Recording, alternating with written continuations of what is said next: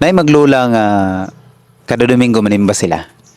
Ug ang kining lula iyang gisanay ang iyang apo nga mga simbahan kauban ni. Ini nga bata iya pud gisanay nga mohatag og halad para sa Ginoo. Sa sila maabot sa simbahan, makaagi sila og tulay nga gamay nga tulay, hanging bridge nga ilang agiyan. Sa diha nga moagi sila sa tulay, kini nga bata makakita og mga nga magaduwa-duwa dito sa tulay. Ug ilang dayon-dayonon ang tulay. Mao to'y permi nakitaan sa bata. Naay usa ka adlaw naghilantan ang lula.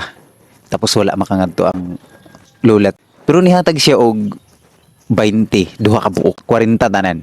Ang usa ka 20 gihatag na siyang apo ug ningon siya nga kining usa ka 20 ihatag ni siya sa simbahan. Ihalad ni siya. Ug ang kining usa ka 20 imuha ni siya kay ipalit ni nimo siya ice cream. Usa ka mga tag simbahan. Sa dalan pa yun ngadto sa simbahan, iyang gibutang ang duha ka 20 sa iyang bulsa. Pag adto niya sa may tulay, kung unsay nakita niya sa mga dagkog edad sa iyang mga kabataan, iya pud nang gisundog. Iyang giduyan ang tulay. Kadugayan niya duyan sa mao nga tulay. Hulog ang usa ka 20. Pagkahulog sa usa ka 20, niingon siya sa una-una, kaluoy ang 20 nga para sa Ginoo. Usahay na mga butang hanglata magsakripisyo. Na mga butang usahay nga kung padesisyon ng tao papiliun ta sa tong kinabuhi. Mas i-consider nato nga unahon ang atong kaugalingon usa pa ang Ginoo. Mga butang mas gipalabi nimo ang imong kaugalingon. Makalimtan nato ang mga butang para sa Ginoo tungod kay atong giuna usahay ang atong kaugalingon.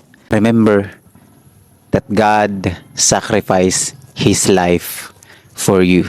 Kay giuna kaniya usa pa ang iyang kaugalingon. Remember, iyang gitalikdan ang langit. Ug remember, nagpakamatay siya para sa imo kay giuna kaniya. Kano sa man nimo mahatagan og panahon ang Ginoo nga mai-sacrifice na pud nimo ang imong kaugalingon kay imong unahon ang Ginoo. Naay mga times nga usahay makalimot ta nga dapat unahon nato ang Ginoo, pero usahay mas giuna nato atong kaugalingon. Siguro sa mga butang wala ta makahibalo ug usahay nakalimot ta nga grabe ang sakripisyo sa atong Ginoo aron lang ta magkanaay kaluwasan. Remember, gikuha ta niya sa nagdilaab nga kalayo. Kay aron makapuyo ta sa langit. Giuna ta niya usa pa ang iyang kaugalingon. He sacrificed everything bisan ang iyang kinabuhi para sa imo.